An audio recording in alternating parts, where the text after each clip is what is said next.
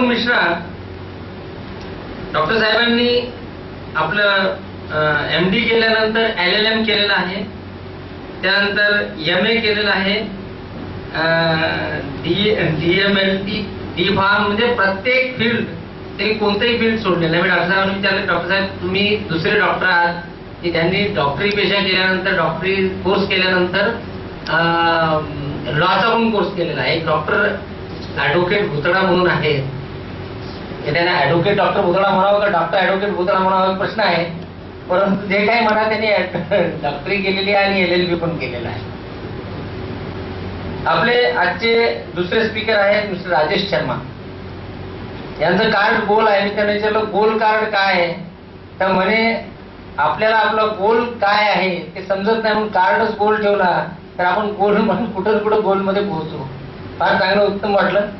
दोघंही प्रोफेशनली अत्यंत कॉम्पिटंट व्यक्ती आपापल्या फील्डमध्ये आहेत आणि त्यामुळेच आम्ही आज अशा प्रोफेशनल कॅपॅबिलिटी असलेल्या आणि ज्यांना अत्यंत ज्यांचं प्रभुत्व आहे या विषयावर मोटिवेशन फॅक्टर, तर त्या बाबतीत आपल्याशी आज चर्चा करणार आहे. हा काही लेक्चर नाही, हा मला वाटतं इंटरॅक्टिव्ह सेशन ठेवला तरी चालेल, असं काय ऑब्जेक्शन स्पीकरचा नसेल असं मी गृहीत धरतो. आणि पोलीस खात्यात जाता एकच गोष्ट सांगतो डॉक्टर साहेबांच्या माहितीसाठी आणि आपल्याही माहितीसाठी. आपल्याला माहिती आहे पण परत थोडंसं उजागर करतो त्याला. पोलीस खात्यात भरती होण्यापूर्वी इंटरव्ह्यू देईपर्यंत आपण भरपूर बोलत असतो. प्रत्येक गोष्ट जसं काय आपल्याला सगळं जगातलं माहिती आहे असं सगळं बोलत असतो. इंटरव्ह्यू द्यायचा असतो, मार्क मिळवायचे असतात, जे माहीत नाही ते पण हो आपण बोलत नाही. इंट्रोवर्ट झालेलो IQ त्याच्यामुळेच आपला कमी झालेला असतो. एक मागे सर्वे झालेला होता, त्याच्यामध्ये असं आढळलेलं आहे की जे अनएम्प्लॉईड फ्रेश ग्रॅज्युएट आहेत त्यांची IQ लेवल हाय आहे आणि पोलीसमध्ये भरती झाल्यानंतर PSI लेवलला थोडी कमी होते, PI लेवलला आणखी कमी होते, DYSP लेवलला IQ लेवल आणखी कमी झाली आहे. त्याचं कारण काय आहे की आपल्याला फक्त यस सर म्हणायची सवय पडलेली असते. आदेश मिलिटरी पॅटर्नवर आपण सुरू झालेलो आहोत. मिलिटरी पॅटर्न मध्ये जवाननं जर डोकं लावायला सुरुवात केली तर आपण वार करू शकणार नाही, फाईट करू शकणार नाही. त्यांची गरज वेगळी आहे. तिथे जर परिणामाची जाण ह्या जवानला झाली तर तो फायरिंग करणार नाही, कारण त्याचा परिणाम काय होईल, तिकडून पण गोळी येऊ शकते, मला लागू शकते, मी मरू शकतो. हे विचार करत बसला तर तो आर्मीचा जवान प्रोफेशनली कॉम्पिटंट राहणार नाही. दुर्दैवानं पोलीस खात्यानं आर्मीचा पॅटर्न उचललेला आहे. आमच्या रँक सुद्धा आर्मी सारख्या आहेत. जगामध्ये कुठल्याही याच्यामध्ये अशा आर्मीच्या सारख्या रँक नाही आहे. म्हणजे इथपर्यंत की ऑल इंडिया सर्व्हिस मध्ये एक DIG रँक आमची जी आहे ती रँक कुठंच नाही. म्हणजे कलेक्टर नंतर सेक्रेटरी रँक आहे, IG रँक, SP नंतर IG रँक. पण ते स्टार कसे मग 2 स्टार नंतर 3 स्टारवर आल्याशिवाय तलवार कशी लागणार. तर आम्ही ते ब्रिगेडियर रँक मध्ये घातलेली आहे, त्याला DIG आपण केलेला आहे. तर आपण बरंचसं काही मिलिटरीवरून उचललेलं आहे विदाऊट रिअलायझिंग की आपली सर्व्हिस इंडस्ट्री आहे. आपल्याला लोकांमध्ये सोशल सर्व्हिस ब्रँच आहे, हे आपल्याला करायचं आहे. आणि त्यामुळे ह्या ब्रँच मध्ये आपण मिलिटरीचा पॅटर्न उचलल्यामुळं yes sir, salute, obey the orders या 3च गोष्टीपर्यंत आपण रिस्ट्रिक्टेड राहिलेलो आहोत. मला वाटतं आपल्याला याच्यातून थोडं बाहेर यायला पाहिजे आणि याच गोष्टीमुळे कदाचित आमचा मोटिवेशन फॅक्टर जो आहे तो दबला गेलेला आहे. Motivation factor is there in प्रत्येकाच्या आत्मामध्ये. एक मोटिवेशन फॅक्टर आतमध्येच असतो, तो बाहेरून घेण्याची गरज नसते. आतला आपला आपण ज्या गोष्टीचा मोटिवेशन फॅक्टर आपण दाबून ठेवलेला आहे तो बाहेर काढायचा आहे आणि ते काढायचं काम हे प्रोफेशनल व्यक्ती या ठिकाणी करतील अशी मला या ठिकाणी अपेक्षा आहे, आशा आहे. आणि आजचा हा लेक्चर आपल्याला फार मार्गदर्शक ठरेल अशी मला निश्चित पूर्ण खात्री आहे. तर मी विनंती करतो आजच्या स्पीकर्सना की त्यांनी आपलं डेलिब्रेशन या ठिकाणी सुरू करावं. धन्यवाद. So good morning friends. Good morning. I said good morning. कारण सांगतो मी की जे मी इथं अक्षरशः शब्द सुशब्द ऐकत होतो याला मी कितीतरी गोष्ट त्यांनी असं पोलाइट वे मध्ये आणि असं सॉफ्टली सांगून गेले की त्या शब्दाला तुम्ही व्यवस्थित अनालाइज केला तर you can change your life.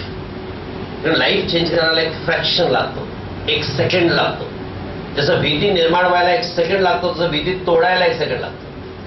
कुठलीही गोष्टीची भीती, आपल्याला एखादा ऍक्सिडेंट झालं किंवा तुम्ही ऍक्सिडेंटने वाचले जीप चालवताना, तो एक झटक्याने आपल्या डोक्यात जातो आणि त्यानंतर तुम्ही गाडी चालवताना नेहमी घाबरता. 1 सेकंड लागतो आणि आयुष्यभर त्यामध्ये आपण गुंतलेलो असतो. पण त्याला तोडायला पण 1च सेकंड लागतो. 1च सेकंड. कुठली सवय लागायला 1च सेकंड. तर आज जे शब्द तुम्ही ऐकणार आहात आजच्या या शॉर्ट मोटिवेशन प्रोग्राम मध्ये, एवढंच मी कमिट करतो तुम्हाला. कमिट म्हणजे माझा वर्ड एकदम क्लिअर आहे. कमिट की before you leave this hall you will be changed. You will be changed. But only condition and criteria that you should be attentive. You should be attentive. शब्द तो शब्द जायला पाहिजे, ऐकायला पाहिजे. लिस्निंग पण एक क्वालिटी असते ना. लिस्निंग पण एक ऍक्टिव्ह क्वालिटी असतात. आपण बोलतो लिस्निंग कितीतरी प्रकारचे असतात. आपण तुम्ही कधी अनुभव करा की कोणी आपल्याला काही सांगत आहेत, आपण मोबाईल मध्ये बोलत असतो. That is a listening. आपण त्याच्याची काही इम्पॉर्टंट गोष्ट चर्चा करतो, तेवढ्यात कोणाचा फोन आला, तुम्ही त्या फोनवर बिझी होतो. That is again a listening. कोणी सांगत आहे तर तुमचे थॉट्स कुठेतरी चालू आहे. त्या पोलीस स्टेशनला काय झालं असेल, माझ्या घरी काय झालं असेल, मध्ये विचार चालू आहे. That is again a listening. But active listening where you receive with all the senses. डोळ्यांनी म्हणजे आपले 5 सेन्सेस आहे ना, ते ऍक्टिव्ह करून तुम्ही ऐकणार तर अक्षरशः you are going to get everything out of that. आणि आजचं जे टॉपिक आहे मी जे घेणार आहे, कारण की 2 फेजमध्ये आहे. कारण की 1 दिवसाआधी 2 दिवसाआधी दिदार सिंग आणि पवार साहेब आले, बोले सर लेक्चर घ्यायचं. 2 दिवसाआधी म्हटलं एवढं शॉर्ट टर्म मध्ये, तर बोले सर आता असं आहे, इन्स्पायरिंग आहे. माझा पहिलाच प्रश्न होता यांना की भाई अपेक्षा काय तुम्हाला, भाई जे ऑडियन्स आमच्या समोर आहे तर हे चालू झालंय, हे पण पाहिजे, ते पण पाहिजे, असं पण पाहिजे, तसं पण पाहिजे आणि मल्टिपल. मी म्हटलं 2.5 तासात कसं शक्य होणार.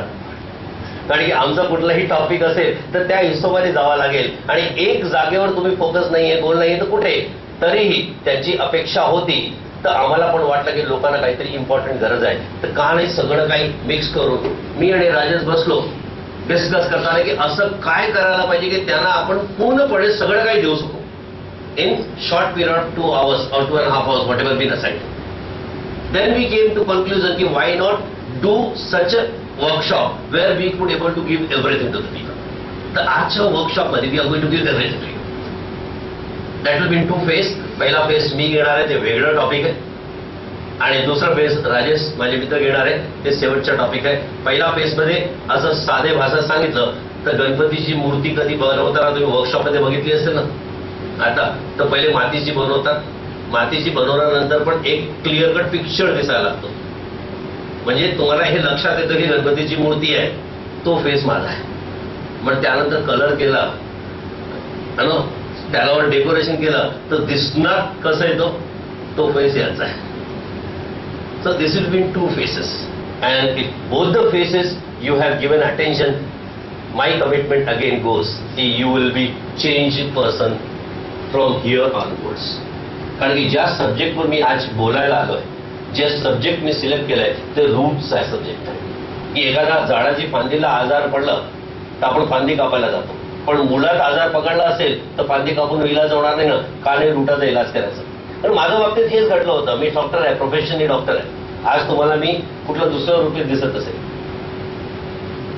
18 वर्ष प्रॅक्टिस, तुफान प्रॅक्टिस. असं नाही पैशाची काही कमतरता नाही, नावाची कमतरता नाही, खूप नाव, पण कुठेतरी तो सॅटिस्फॅक्शन नव्हतं. नेहमी काहीतरी करण्याची एक इच्छा होती. लॉचा इंटरेस्ट म्हणजे आज टॉपिक जे घेणार आहे ते लॉचा अट्रॅक्शन पण मी युनिव्हर्सल लॉवर बोलणार आहे. तुम्हाला मी सांगतो मी काय शब्द घेणार आहे, कुठला टॉपिक घेणार आहे. मी नुसता कानूनची भाषा आज करणार आहे. तर सगळ्या कानूनचं रखवाल येते तर आम्ही वेगळं लॉची भाषा करणार, कानूनची गोष्ट करणार आहे. आणि त्या कानूनला मी बिलीव्ह करतो.